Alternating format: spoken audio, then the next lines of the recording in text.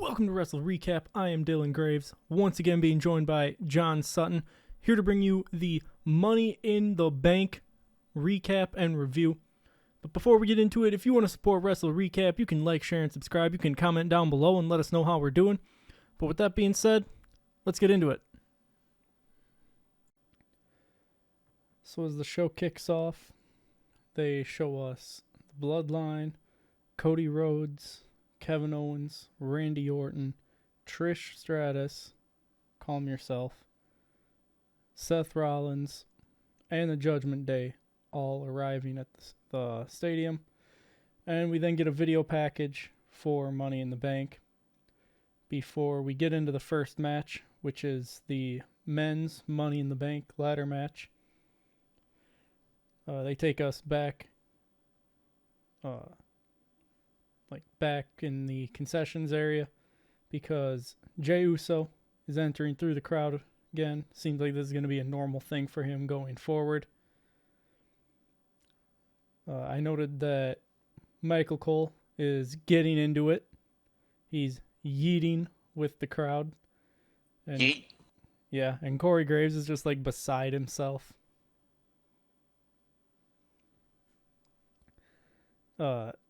They also told us that Jay missed Sika's funeral to be here, which, that's rough.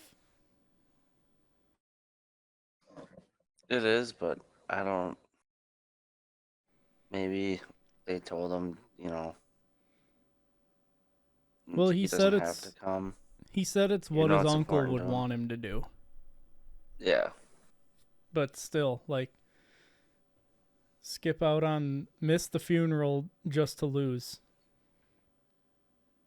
R.I.P. In more ways than one. It's what he would have wanted. I noted that Andrade comes out to basically no reaction. Crowd was absolutely dead for Andrade. I also noted that LA Knight walked under the ladder that was in the entranceway. Very Bad reminiscent. Luck-ish. What's that? Bad luck. Oh, I was going to say reminiscent of someone who shows up later in the show. That's a two-time Money in the Bank winner. Yeah. And of course, the crowd chants for L.A. Knight. Yeah. Chad Gable comes out to a rain of boos and the classic "You suck" chants. Carmelo Hayes comes out with mixed reactions. And Drew McIntyre comes out to a rain of CM Punk chants because, of course, they do. Every time. Yep. As the match gets underway, Jay goes after Gable, Drew goes after Andrade, and Mello goes after LA Knight. Drew takes Andrade down with a Glasgow kiss before getting clotheslined out of the ring by LA Knight and Jey Uso.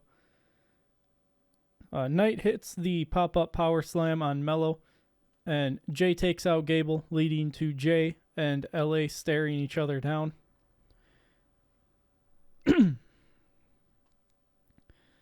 Gable and Mello slide ladders in, so Knight takes out Gable, and then Jay takes out Mello. Drew takes everyone out with a ladder, though. Drew climbs the ladder, but Gable meets him up there and locks in an armbar on Drew through a rung of the ladder. Andrade hits a springboard leg drop to Gable while the armbar was locked in and lands between the upright ladder and a ladder that's laying down. So, the precision that he needed to have to hit that, to not crash into the standing ladder or fall onto or land on the ladder that's on the opposite side of the ring, to land in the center there. And this man came out to no reaction. Yeah, when I saw it, I was like, oof, that's tough. That was a tough go. Like, not bad. It was good. Granted, I will say the women's ladder match probably better than this one. Yes. Had more insane moves there, for sure.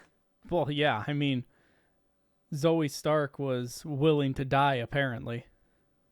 Not as much as Chad Gable tried to die, but Oh, yeah, close enough. we'll get to that shortly. Andrade takes out Drew and LA Knight with a ladder before starting to climb. Mello drags Andrade down, but Andrade starts to climb again. So Mello takes him down with a springboard clothesline, and the crowd chants for tables, because clearly tables is what you use to win Money in the Bank. In a ladder match. Yeah. Isn't it strictly supposed to be a ladder match too? No. Or is it just anything? They can use anything. Oh. Mello looked to hit a move to Andrade on the ladder, but Andrade met him at the ropes and hit a springboard Spanish fly onto a ladder. Again, this guy came out to no reaction. And now he's getting all the glory because everyone's oohing and on. I mean, Andrade's a luchador. He was in this match to give them spots like this. And when he comes out, they couldn't be bothered to even clap for him. I thought he was the show. I liked pretty much his entire moveset during the match. Yeah, I mean, Andrade's good. He can't cut a promo to save his life. No. Which is why when they paired him with Zelina, it worked. Because she can cut a promo. Maybe they'll get back to that one day. They kind of somewhat teased it for like 3 seconds. Yeah, I mean, I expected Andrade to join LWO. And then they moved him to SmackDown. Yep. He stayed on SmackDown and they moved LWO to Raw. Something like that, yeah.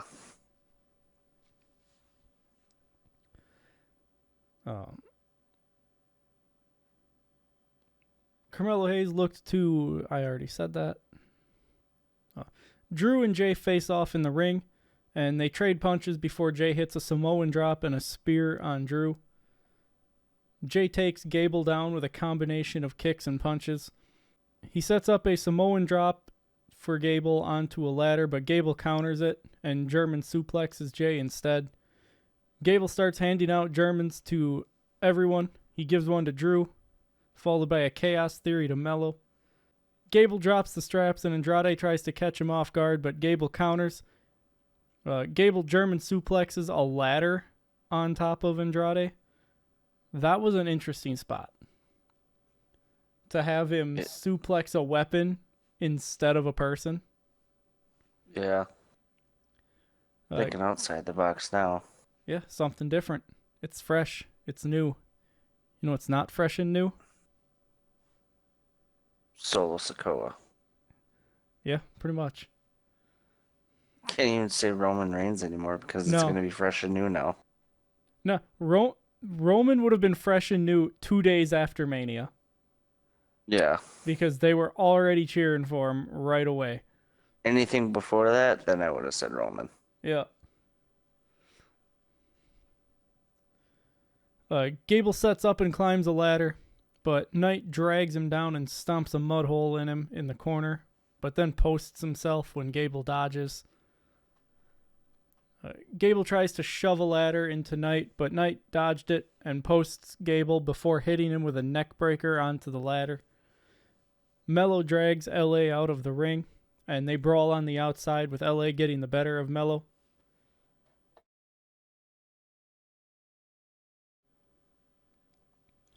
Knight sets up a ladder bridge and looks to powerbomb Mello through it, but Mello counters and hits the first 48 before climbing.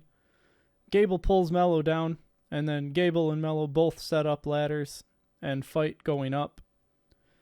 Chad Gable locks in an ankle lock on Hayes, and Andrade climbs up the other side, so Gable takes them both out. Drew pulls Gable down and hits him with a powerbomb onto a ladder. Drew then hits Andrade with a claymore and climbs up, but Jay stops him, and Knight hits Drew with a ladder and then a BFT. Jay hits the Uso splash onto McIntyre, and then Jay and Knight both climb up a ladder. They trade punches at the top of the ladder before Mello tips the ladder over and takes out Gable on the outside before hitting Jay with nothing but net. Mello climbs the ladder, but Andrade drags him down and throws a ladder on top of him. Andrade sets up another ladder bridge, this one in the ring. And then Andrade, Carmelo Hayes, and LA Knight all climb. Andrade hits a sunset flip powerbomb to Carmelo Hayes onto the bridged ladder. LA Knight continues to climb, but Gable gets him from behind and looks for a German suplex but couldn't get it. Gable hits Knight with a belly-to-belly suplex over the top rope and onto the bridged ladder on the outside. Chad Gable then climbs, and he gets to the briefcase, but Jay pulls the ladder away. With no ladder to stand on, no pot to piss in, Gable just dangles before dropping, but hey, it's okay because he broke his fall with his face. Yeah. Just like one of my old co-workers would always do. It's always the face. Minus the getting drunk part. And Gable wasn't trying to hang holiday decorations. But the falling from an elevated place and using his face to break his fall to a T of my former coworker. What a classic. Yeah. Following breaking his fall with his face, he also catches a spear from Jay. So, all's well that ends well. Jay climbs the ladder and gets to the briefcase, but Drew uses a ladder like a javelin and follows it up with a claymore to Jay. Drew climbs the ladder and retrieves the briefcase, thus becoming Mr. Money in the Bank. For the next, hour and a half? Ish. Yeah. All in all, I thought the match was pretty well done.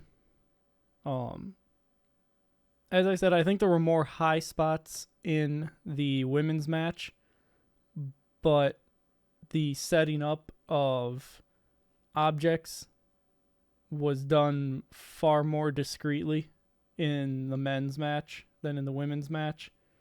Yeah. Where they were able to work the setting stuff, like setting the props up, like ladders and such.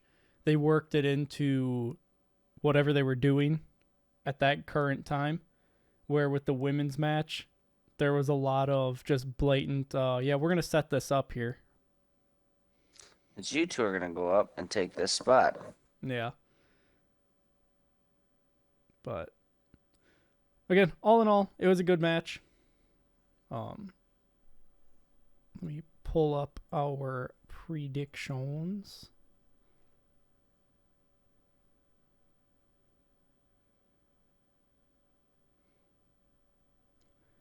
All right, so for the men's Money in the Bank match, I had predicted that Jey Uso was going to pull the briefcase down following CM Punk getting involved to screw Drew McIntyre out of it. And you had predicted Drew McIntyre to win. So, obviously, you get a point. I do not. Main event, Jey Uso strikes again. Yep. You know what else strikes again? CM Punk. Nah, man, these ad breaks. Oh. Because, let me tell you, no matter what plan you have with Peacock Premium Plus or Peacock Our Cocks in Your Face Plus, you can have the top tier package, but don't worry, WWE's got ads for you. They just get their own ads. Got to get that the ad ads revenue. and the space. Yep. Following the ad break, Also, just going to note that I watch this post. I do not watch it live. So the like pre-match video packages that are supposed to be there for the subscribers of Peacock Premium Plus to watch when there's the normal Peacock ad breaks. I don't get those for whatever reason. They cut them out in post. So instead, I go from an ad break into the next match. So, yeah. As a Premium Plus subscriber that watches it in post, I get an ad break when there's supposed to be an ad break, but then I don't get the video package that's supposed to be there for people that have Peacock Premium Plus. So, weird. Yeah, it's great. I mean, on the flip side, if I didn't have Plus, I'd probably get double ad break because I would get the WWE ads and then I would get the Peacock ads. So, yeah. Gotta love advertisement. Hell yeah. Next up, it's time for the Intercontinental Championship match. Braun Breaker gets new music. Again.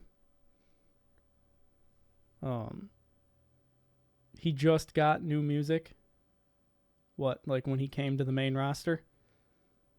So probably trying to fiddle with it and see what just a fits few him the best. I mean, I like this music. Yeah. I actually didn't hate his old music, but I mean, I do like this better.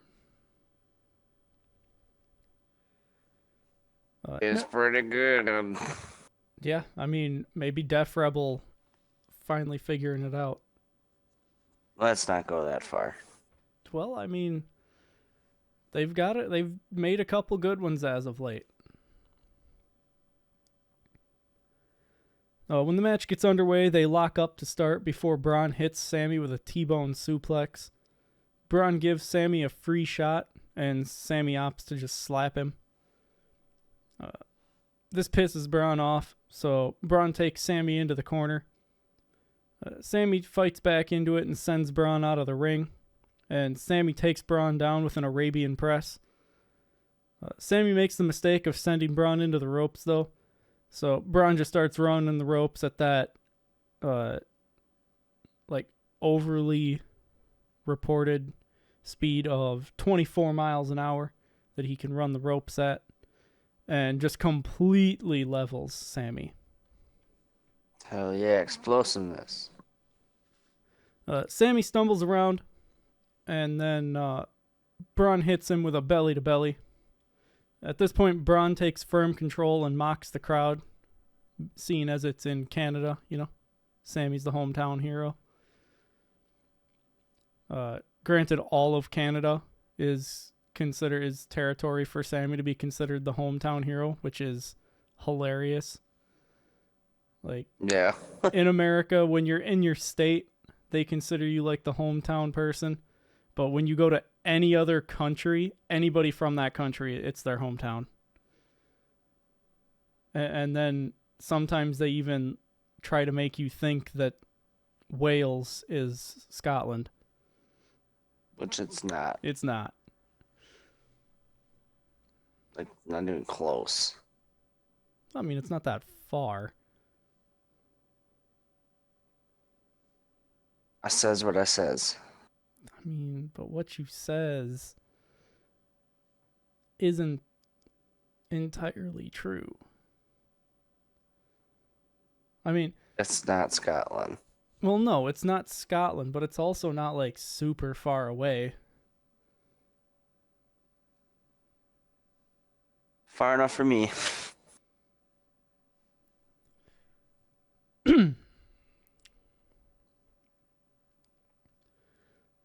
Braun hits another belly-to-belly for 2 and does some push-ups after the kick out.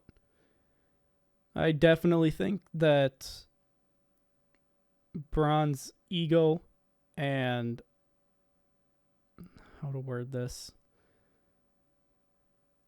Um, Overconfidence. I think that would be the proper way to word it. Is what leads to the inevitable downfall that is to come. But Sammy hits the rope walk tornado DDT for a near fall and takes control, sending Braun out of the ring with a clothesline. Braun sends Sammy into the barricade, but Sammy turns it into a moonsault.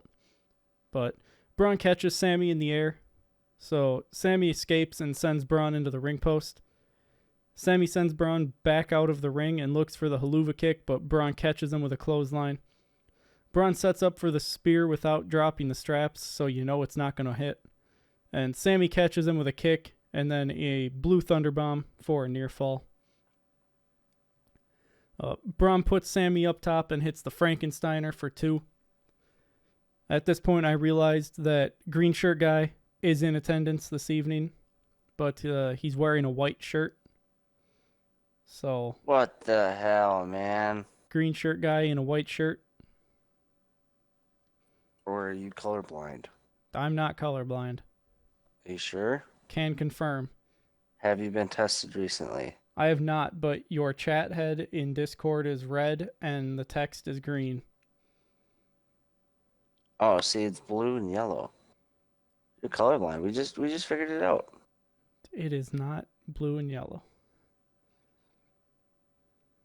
Because stubborn people when they don't think they're colorblind. I mean, the Me 6 chat head is blue. Or like a teal. I see. It's just I can see the yellow just fine in the audio mixer. I got the green, the yellow, and the red. How do you truly know it's yellow? I mean, I was taught that was the color yellow. You're gonna go to the doctor one day and he's like, "Yeah, you are colorblind. She got this checked out a long time ago." Braun goes for the spear around the ring, but Sammy dodges it again. However, Braun gets stopped this time before he hits the steps. So they're learning, because first Braun hits Sammy with it, then Sammy dodges it, and this time Sammy dodges it, but Braun doesn't run into the steps. It's progress. It's a story. You know why we get these kind of stories? Stories, because of knowledge. Because it's a new era. I'm taking a drink. Because that's the kind of drink that I said I had to go get. Ah, got you now. Braun clotheslines Sammy across the announce table from the apron. And Michael Cole's audio gets all screwed up from this, so we can only hear Corey Graves right now. And the crowd chants for Michael Cole. Braun limps out from behind the table, and Michael Cole finally gets his audio working again. Braun goes for the gorilla press, but Sammy escapes it and hits an exploder into the corner. And when he goes for the haluva kick, Braun explodes out of the corner with a knee strike, followed by a gorilla press slam. Braun drops the straps and sets up for the spear, so you know he's going to hit it. But you know what? He didn't. He got caught with another kick. For shame. For shame. And then Sammy hits the haluva kick to pick up the win and retain the title, which means that we are doomed for another 4 weeks of Sami Zayn coming out on Raw to say the same thing for 20 minutes. Yeah, buddy. This is worse than Groundhog's Day. Like, Sammy sees his shadow. 4 more weeks of boring promos. But they're so inspirational. You know what's worse than that? The ad break that followed this match? And that? I do not. The MLB All-Star Game national anthem. So remember how Fergie did the national anthem at the NBA All-Star Game? It was considered one of the worst. No. Okay, so Roseanne, she did the worst ever national anthem, right? Who? Bro, get out from under your rock. What? I don't watch that many sports. Okay, There but these are like, there is two sports that I watch. Wrestling and football. And it's only NFL football. you know who Fergie is, right? Yeah. Your song is Fergalicious. Of course I know who Fergie is. Okay, she did a rendition of the national anthem at an all-star game a couple years ago. Oh my God, it was like nails on a chalkboard.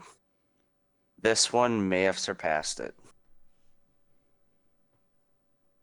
And who So sang it? I don't know. She's a Grammy winner. I was like, how are you a Grammy winner and you can't even sing the national anthem? That's Okay, what's worse than the ad so break. where did Roseanne come into play, and who the hell is Roseanne? Dog, Roseanne. It's Roseanne from Like just from the oh, show it's Roseanne? yeah, Oh, yeah. why the hell is she singing? This is a long time ago. She My did my so bad she statement got still booed. stands. I don't know. She got booed so bad that sorry. She flipping spit after she did the national anthem and pretty much gave a big FU to the crowd. Bro, she was off her rocker. Actually, whoever told her that she could sing the national anthem was off her rocker. Yeah, why was she singing? I don't know. Celebrity status, I guess. That's worse than the ad break. I don't know about that. These ad breaks kind of fucking suck. Dog, sit through one of them. You'll understand. Thank God WWE doesn't do it. Sit through an ad break? Nah, dog. Couldn't be me. And what do you mean they don't do it? WWE did the national anthem at WrestleMania this year. You know why? Because it was the biggest WrestleMania of all time. No. You didn't notice the fact that it's the first time that the national anthem's ever been played at WrestleMania? Oh, that's right, because he who shall not be named always did America the Amazing Beautiful. Grace. Yeah, America the Beautiful, yeah. Yeah, he wanted to be different, and he was. But now that he's Not in a gone, good way either. I did note that one of the ads during this ad break was telling us that on Saturday, October 5th, the Bad Blood PLE returns, and it'll be in Atlanta.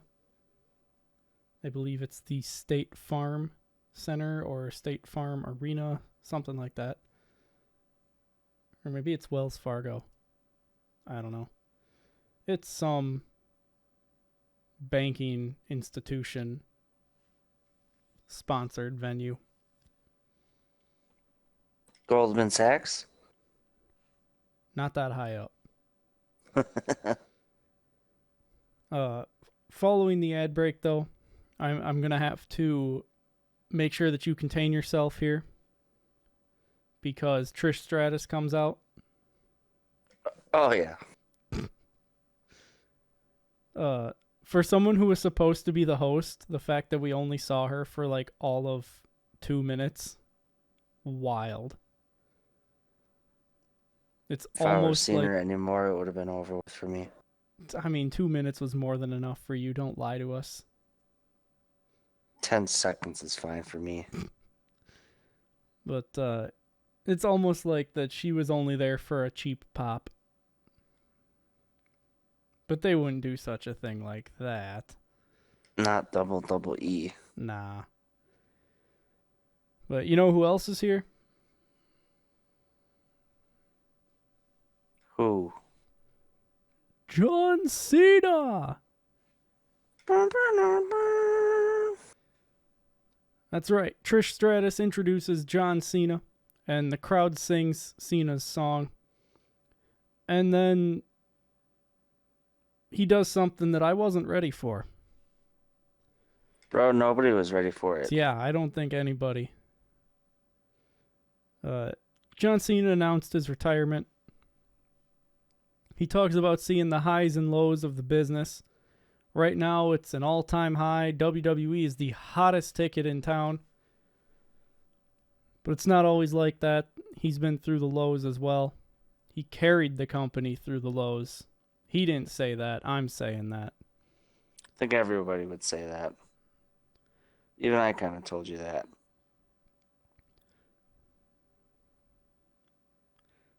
Cena said that whether the WWE was hot or cold, the Canadians always showed up. And so that's why he's doing this here. Cena says that he will be a part of Raw on Netflix.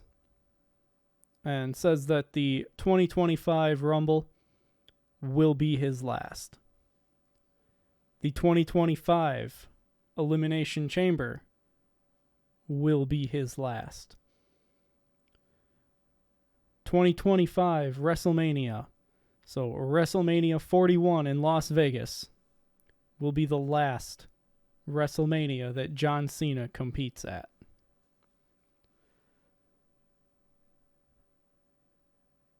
We're about to see the ultimate farewell tour. He's going to win every... I mean, he needs to break Ric Flair's record. Thank you. Like, he's the only person who deserves it.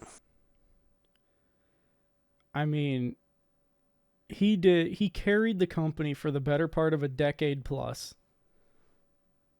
And I don't know, I feel like the person that you would rather have standing solo in the record book would be the man who has set the record for the most wishes granted with Make-A-Wish, and the guy that carried your company for a decade plus, rather than some perverted old guy who should have been charged with sexual assault numerous times over his career. And has countless children, probably. Most likely.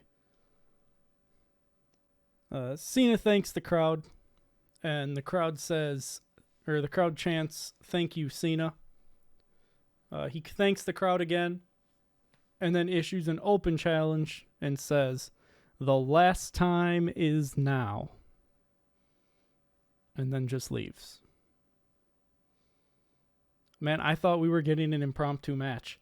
Like, the way he said I did too.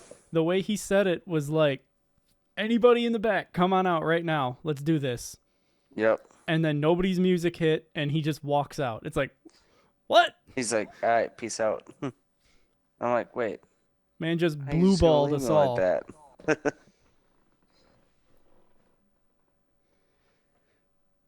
God damn it.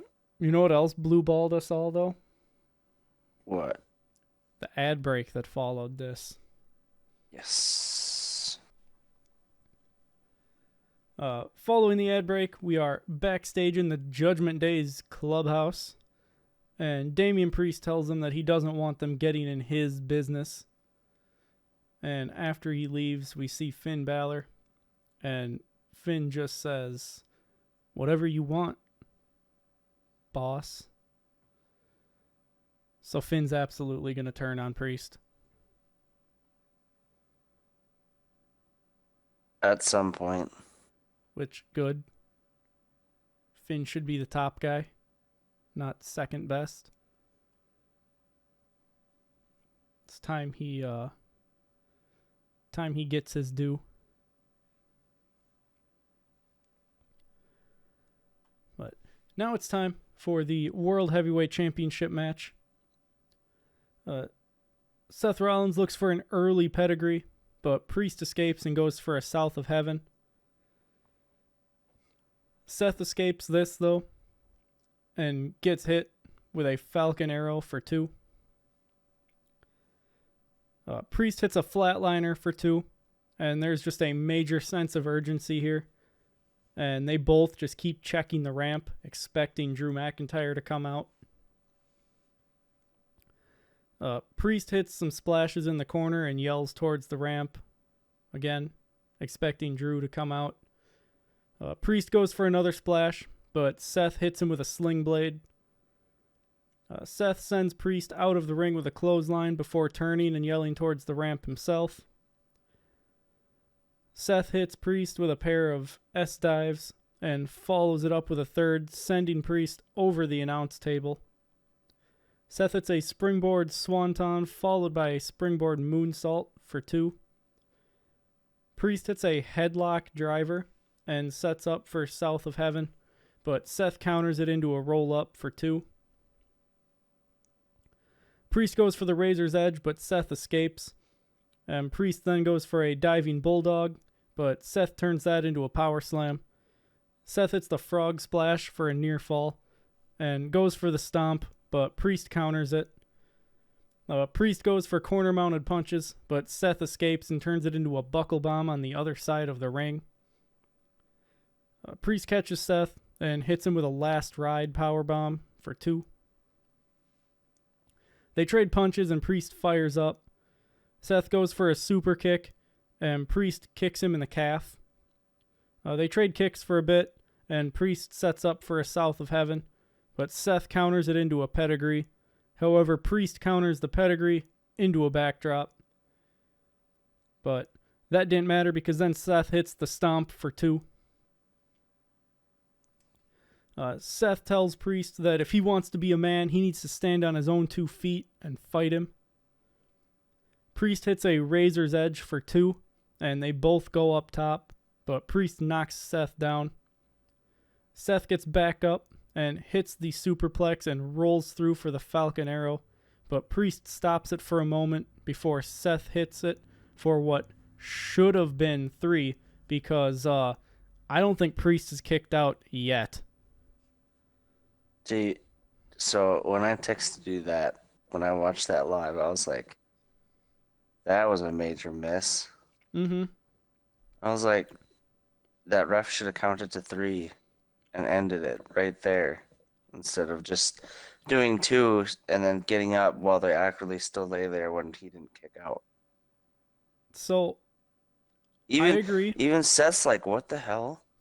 Yeah, I agree. Everyone could see it, so it makes it worse. Like, there was no... Like, he didn't even attempt to kick out. Like, they could have gotten away with it if the ref would have said 2, like, stopped the count, and he would have, like, kicked out just after that. But the fact that even after the ref is up and already motioning that it was only 2, Priest still hadn't even moved. No, and you can see Seth and even Damien looked confused, like he thought he was supposed to lose there, because he kind of like, if you look at his hands, he kind of throws them up while he's on the mat, like, what the hell, man? I don't know about that. I think it was, he just didn't, I think he lost track of where the count was, which I know it's kind of wild that you lose track that easily, but like, here's why the match couldn't end there. If the match ends there, Priest is out of Judgment Day. So that's done.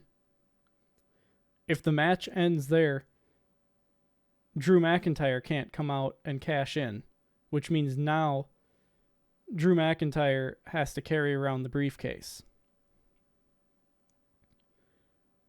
If the match ends there, Seth Rollins is now the champion. And the main event, or I should say the match with Gunther and storyline with that for SummerSlam is completely different. If the match ends there, CM Punk doesn't appear. And we don't get the follow-up of renewing the rivalry with Seth and Punk. Yeah. So... I don't know. I just thought that was just a weird spot all around. It definitely was. Miss. And like I said, it was made worse by the fact that to this day, Damian Priest still has not kicked out of that pin. Nope. So it was just a really bad misstep, a really horribly done botch. But it had to happen the way it did. Like, the ref could not count to 3 there, or it screwed up so many moving parts in this wheel called the WWE that it would have been such a huge meltdown of, okay, where do we go from here if the ref counts 3? So, as we know, Priest does not kick out. Doesn't matter. The ref says that it's only 2. And Drew McIntyre comes out with the briefcase and cashes in to make it a triple threat match, which again would not happen if Seth wins. Drew could come out, but then it's only 1-on-1, which means Punk can't do what he does, or it's a DQ. But I suppose. Drew sets up for the Claymore, and Seth counters it with a super kick. Drew hits the Future Shock DDT and sets up for the Claymore again. Priest clotheslines Drew as he's going for the Claymore, and Priest tried to hit Drew with a South of Heaven, but Drew escapes and hits a Claymore on Priest. At this time, CM Punk blindsides McIntyre and sends him into the Timekeeper's area before hitting him with a steel chair, basically just warping that chair around Drew and choking him even with a production cable. So, 2010, choking ring announcer Justin Roberts with his tie. No bueno. Yeah. Daniel Bryan gets fired. 2024, CM Punk choking Drew McIntyre with a production cable. A-okay. Gets promoted. Punk then stares at the World Heavyweight Championship for a second before he grabs it and uses it to hit Drew McIntyre with. Punk then sits down on the announce table with the title as Priest hits a South of Heaven on Drew to retain with yet another asterisk by the win. Punk just screwed Drew and Seth, hypothetically. Which he did, because now Seth can't challenge for the title for Check's Watch 3 weeks. I was going to 4 say, weeks, it's not going to be long. Till SummerSlam when Gunther wins it. But nonetheless, not the way they're going to go about it in storyline. Like, Seth's not going to come out and just laugh it off and say, in a month I'll be able to challenge for it again. Nope. So eventually Seth comes to this realization and goes to confront Punk, and Corey Graves gets between them to calm Seth down as we head into another ad break. When we come back from the ad break, they confirm that it'll be Gunther versus Damian Priest at SummerSlam, and then we get another ad break because we haven't had enough yet. Coming in with the ad breaks like all the miscellaneous charges from Ticketmaster. Following the ad break, it's time for the women's Money in the Bank match. So the Money in the Bank event wasn't even headlined by a Money in the Bank match.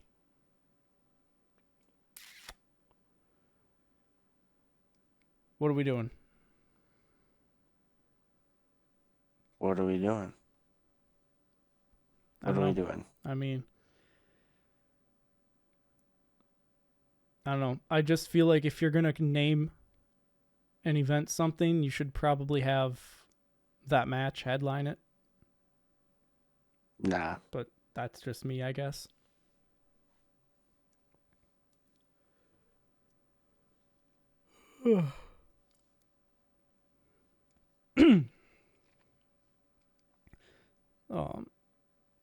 I noted that the crowd cheers for Chelsea Green when she comes out, which, being Canadian, makes sense.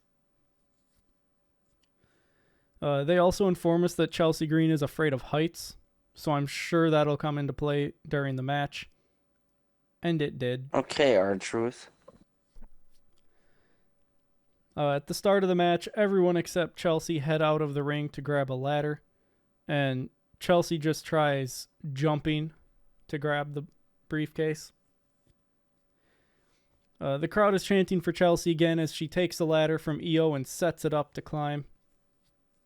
She stops climbing though and opts to try and fish the case down with the ladder before using it to take out Naomi and Zoe. Io hits a springboard drop kick into the ladder that's in Chelsea's hands. Tiffany Stratton and Io then fight in the ring, and the crowd chants for Tiffy time. Io sends Stratton towards a ladder in the corner, but Stratton gets stopped, so Io drop kicks her into it instead. Io hits Stratton with a Meteora into the ladder, and Lyra then sends Io into a ladder with a backdrop before attempting a tornado DDT to Io on the ladder. Io just drops though, like sandbags it to prevent the DDT. However, Lyra still managed to hit it anyway. Lyra hits a fisherman suplex to Io on top of a ladder, and Lyra struggles to set up the ladder before drop kicking Chelsea, and then Zoe hits her with a springboard drop kick. Zoe takes Lyra down with a combination of moves, and Lyra goes for a crossbody, but Zoe catches her and Samoan drops her onto a ladder before going for her rope-assisted somersault move thing, but she completely missed Lyra and railed her head on the ladder. Like, I don't know how this woman was not concussed by this. I am concussed. It probably was. People were probably telling her what she had to do. Naomi hits a Luthez press on Zoe onto the ladder, followed by a split leg moon drop, followed by a split leg drop on the ladder, and a split leg moonsault also on the ladder. Stratton takes out Naomi with an Alabama slam onto a ladder, and then Stratton traps Io in the corner with a ladder before using the ladder to get to the top rope and hit a swanton bomb to everyone on the outside. At this point, Chelsea Green is back in the ring now, so everyone except her, I should have said. And Chelsea sets up a ladder and prepares herself to climb, but Io takes Chelsea down by hitting her with a ladder, and Io starts to climb, but Lyra pulls her down and races up the ladder. Io pulls Lyra down and gets her stuck in the rungs. Io then stomps Lyra's head while she just dangles there. Io starts to climb, but Lyra, just using all of her core strength, just pulls herself up and German suplexes Io down while still being stuck in the ladder. Absolutely insane thing to see. That's a lot of power. That's a lot of core strength. Core power. I could never. She could probably manhandle you. Probably. I ain't afraid to admit that. Following this, Zoe kicks Lyra, causing her to fall. And then Zoe and Stratton climb the ladder. Naomi sets up a second ladder and pulls Stratton down before taking her out with a knee. Zoe then turns her attention to Naomi, who's currently using both ladders to climb at the time. And she pulls one away, so Naomi is basically just starfished and chilling right now.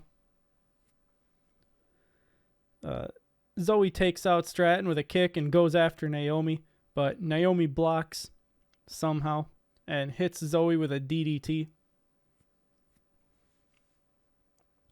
Naomi climbs to the case, but Stratton drags her down and throws her out of the ring. Naomi then drags Stratton out of the ring as well and throws her into the barricade. Naomi gets out some tables and the crowd goes absolutely ballistic. Chelsea then sends Naomi into the steps before seeming to form an alliance of sorts with Stratton to set up both tables. Surely this alliance and them setting up the tables wasn't for something to happen in the future. Nah. They just brought tables out to eat. Yeah. But like these two setting them up just for them to use it later. Yeah. Uh, Zoe and Lyra are both trying to climb, and Io springboards to the ladder. Chelsea tries to hit Io with a ladder, but Io stops it, and they end up bridging the ladder instead. Stratton takes Zoe down from the ladder, and Chelsea and Io trade punches before Chelsea eats the ladder. Meanwhile, Lyra, Stratton, and Zoe are all battling it out on the other side and bridging another ladder. Zoe sends Stratton face first into the ladder before turning her attention to Lyra, who's at the top of the ladder. Lyra kicks Zoe down, but Zoe gets right back up and power bombs Lyra onto the bridged ladder. Naomi takes Zoe with a kick and bangs her head on the ladder. Naomi climbs the ladder, but Chelsea drags her back down. Naomi climbs again, but this time Chelsea gets up there with her, and Chelsea hits the unpretty her to Naomi on the bridged ladder. Zoe climbs the ladder and gets to the case, but Io gets there to stop her. And Zoe tries to superplex Io from the top of the ladder, but Io stops it and ends up hitting almost like a sit-out tombstone pile driver thing. It turned out to be a Michinoku driver, but it definitely looked like a tombstone of sorts to Zoe on the bridged ladder. And holy shit. I noted that I thought it was supposed to be a power slam. Obviously, I know now that it was supposed to be a Michinoku driver. But yeah, that looked like it hurt. Brutal. Oh yeah. It looked brutal. Big time brutal. Big ouchies. Maximum ouchies. Chelsea gets back in the ring and climbs the ladder, and the crowd is just absolutely losing their minds. Chelsea gets to the case and has the carabiner opened, but then doesn't pull the case down because apparently Stratton shook the ladder, which made Chelsea realize that she was afraid of heights again, or still. Stratton then climbs up beside Chelsea and shoves the other ladder, sending Chelsea down through the tables that they had set up earlier. And I guess there's a really cool image that was taken of this where you see Chelsea falling and you can see Stratton doing the toodles at the same time. But following this, Stratton grabs the case and wins the match. And you know what? It's Tiffy time, bitches. Tiffy time. Tiffy. I noted that the match was absolutely insane. And in my opinion, it was the match of the night so far. Despite the blatant, we're setting this up mentality at times. And understanding that there was the botch of Zoe trying to crack her skull open on a ladder, not once, but twice. The failed Michinoku driver, I think, despite it being a botch, it looked better that way than if it was a successful Michinoku driver. Albeit, I'm sure it was incredibly unsafe. It was definitely talked about, that's for sure. Oh, absolutely. We then get an ad break. And I noted that promoting SummerSlam as taking place in the rock and roll capital of the world and then giving it a country song for the theme is stupid. Following the ad break, Jackie Redmond interviews Trish Stratus, but Tiffany Stratton interrupts the interview basically right away. And Trish tells Stratton to not get ahead of herself because it's what happens when you cash in that determines if you'll be a Hall of Famer like her or just another flash in the pan. I questioned, is Trish going to show up to screw Stratton out of her cash-in? Probably not. It'd be interesting. I don't see it happening though. I'd be curious to see how they explain it so that it makes sense why Trish happened to be there if they do it. Yeah, I guess. Following this, it's time for the main event of the evening. The Bloodline, Solo Sikoa, Tama Tonga, and Jacob Fatu, with Tonga Loa at ringside, taking on Cody Rhodes and KO. They tell us that WWE had to pull some strings to get Jacob Fatu in the country for the match tonight. And I noted that KO is all business tonight. He walked right to the ring and stepped right to the Bloodline. The crowd sings Randy's song as he enters, and Cody comes out and they shoot off my average paycheck's worth of pyro. More like our average salary, but whatever. I mean, they don't shoot off that much pyro. Salary is what you make in a year. Yeah, but how expensive are those fireworks, though? I highly doubt that they're using that expensive of pyro. Guess we'll never know. KO stares down Jacob Fatu, and the crowd chants for Roman. The pop when he comes back is going to be absolutely massive. Cody and Solo start the match, and the crowd chants, "F*** you, Solo." Solo tags out before doing anything, though, so it'll actually be Tama Tonga and Cody that will start. Michael Cole casually tells us that Tama Tonga was a founding member of Bullet Club, but, doesn't include that Balor was the founding leader. Lame. The disrespect. Tama takes control early, but Cody hits a running bulldog to take control. Kevin Owens tags in and takes the fight to Tama. KO stomps and punches Tama down repeatedly in the corner before telling Solo and Jacob to suck it, bitch. Cody tags back in and hits a stalling slam to Tama before tagging Randy in. Randy takes the fight to Tama in the corner, hitting the mounted punches and an uppercut. And I noted that, man, they really nerfed Tama now that Jacob has arrived.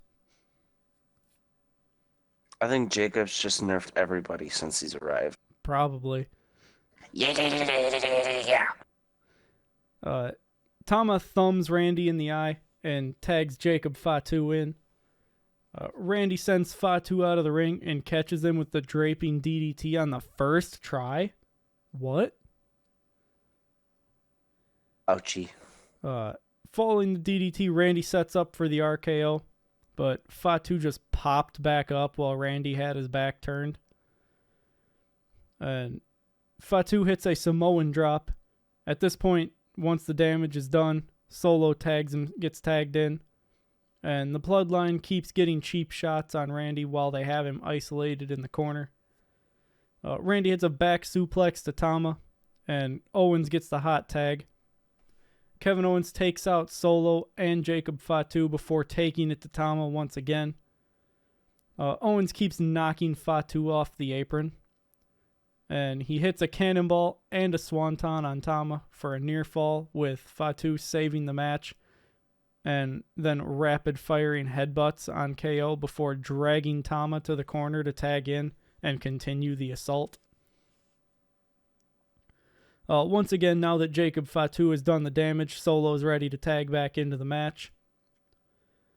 There's plenty more cheap shots dealt by the Bloodline, and Solo hits a hip press on Owens in the corner before tagging Fatu in. Jacob Fatu hits another hip press in the corner on Owens. Obviously, Jacob Fatu's looked a lot more powerful. Owens tries to get something going, but Fatu just levels him and tags Tama in. Tama starts assaulting KO while making Tasmanian devil noises. Yeah. Tama gets Owens in the corner while Owens swings wildly and the crowd chants, "Fight, Owens, fight." The Bloodline keeps Owens isolated in the corner, though, and Solo knocks Cody off the apron. Owens pulls the rope down, though, causing Solo to fall out of the ring. And just as Owens was going to tag Randy in, Fatu distracted the ref, allowing Tonga Loa to pull Randy off the apron and send him into the barricade. At least he didn't miss his spot this time. Oof. Shots fired. Shots fired. Solo beats KO down in the corner, and Owens starts telling Solo to bring it as he stands up. Owens and Solo brawl, but Solo takes KO down in the corner. Owens dodges a hip press, though. However, Solo keeps KO from tagging out. Fatu tags in and continues the assault on Owens, but Owens dodges a splash in the corner, causing Fatu to hit his head on the post. At this point, Cody and Solo both tag in, and Cody takes Solo down and hulks up.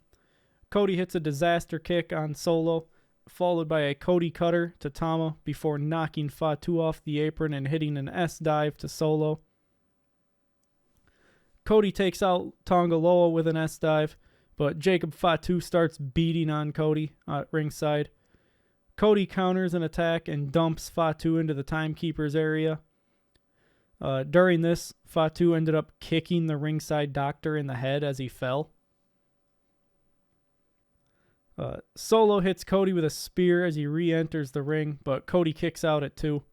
Solo lifts Cody up, but Cody escapes and sets up for the pedigree. However, Solo counters this and goes for a forearm, but Cody ducks it and the ref gets taken out. Cody hits the crossroads on Solo, but there's no one to count.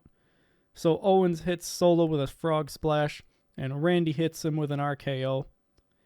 Cody signaled to Randy that they're going to triple powerbomb Solo through the announce table, but Fatu flies in to stop the powerbomb. Fatu goes after Owens, but Owens sidesteps, causing Fatu to smash the ref into the steps. KO hits a pair of super kicks to Fatu, but Fatu doesn't go down.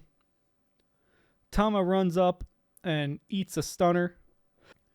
Owens hits Fatu with the giant prime bottle before putting Fatu through the announce table with a frog splash from the barricade.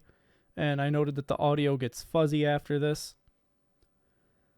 Owens sends Tama back into the ring, and he gets Tama up for the package pile driver, but Tonga Loa slides in and low blows KO twice because he missed the first time.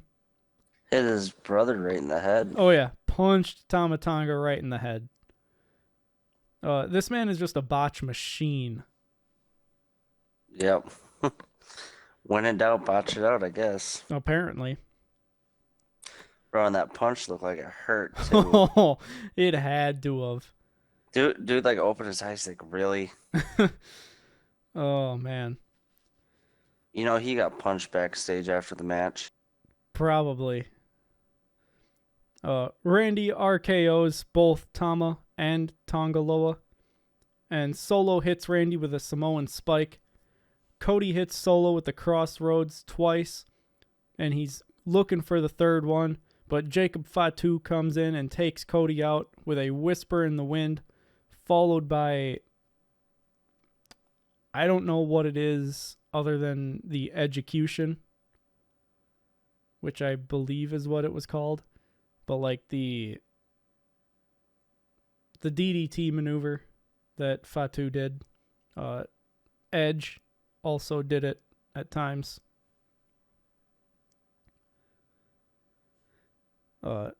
Fatu then he gets Solo up and then holds Cody up for Solo to spike him.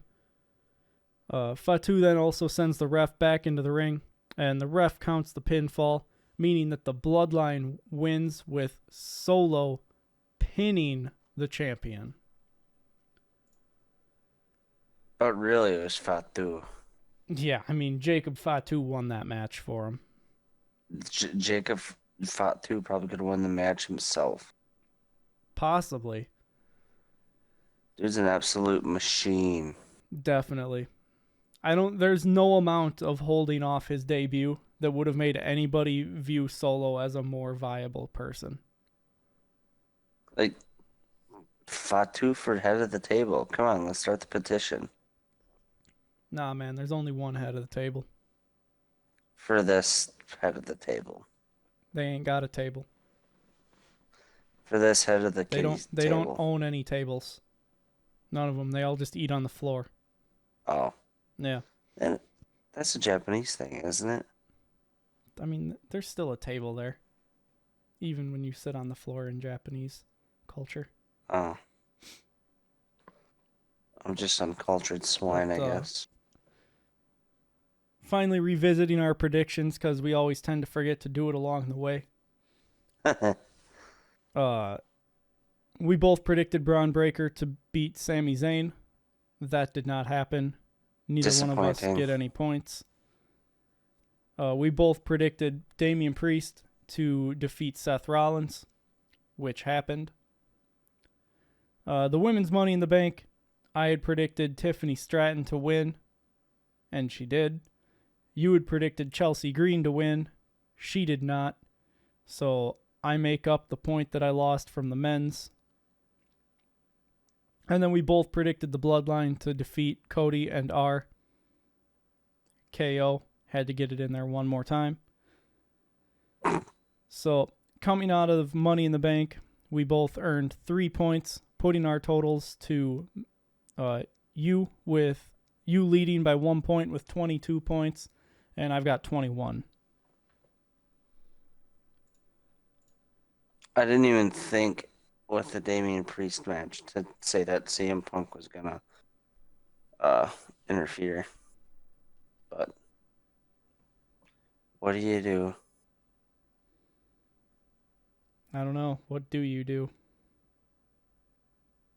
I'm just here to review. My predictions are never that good. Oh, actually, just extra predictions, I should say. Thus far, I've given WrestleMania 4 stars, Backlash and King and Queen of the Ring 3 stars each, and Clash at the Castle 3.5 stars.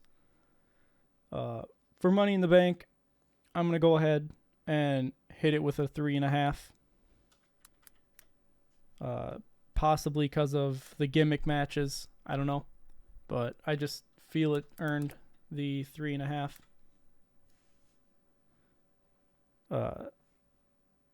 Looking back with your ratings, you gave Mania 4.5 stars. You gave Backlash 3 stars. You gave King and Queen of the Ring 3.5 stars. And you gave Clash at the Castle 3.5 stars. So how are you feeling about Money in the Bank?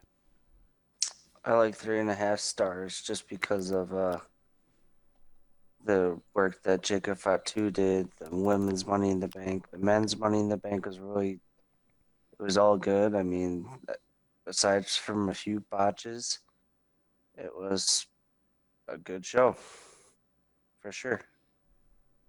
Yeah. I'd watch it again. Yeah, I would too.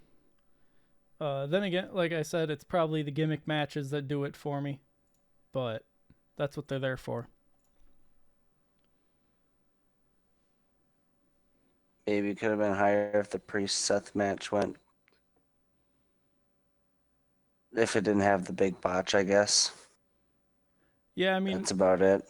That's about my only complaint, really, is it just had that awkward botch where I think even people in the crowd were like, what the hell? Yeah, you could see the confusion from the crowd. The crowd wasn't as hot as they have been for the last few PLEs because, well, Canada doesn't get it as much as America does, but Canada gets it enough that it's not as big of a thing as it is when the PLEs go to completely different time zones. Yeah. So the Canadian crowd, they're typically hotter than most of the American crowds, but really not by much compared to what we've been seeing as of late. So I think if the crowd was into it more, I probably could have given it a 4 stars. Which for not a major 4 pay-per-view is pretty good. Right. But, nothing's going to beat France. No, France is still the bar. They don't just set the bar. They are the bar. That concludes the Money in the Bank recap and review. Once again, I have been Dylan Graives. He's been John Sutton. This has been WrestleRecap. And if you want to support WrestleRecap, you can like, share, and subscribe. You can comment down below and let us know how we're doing. But until next time, goodbye.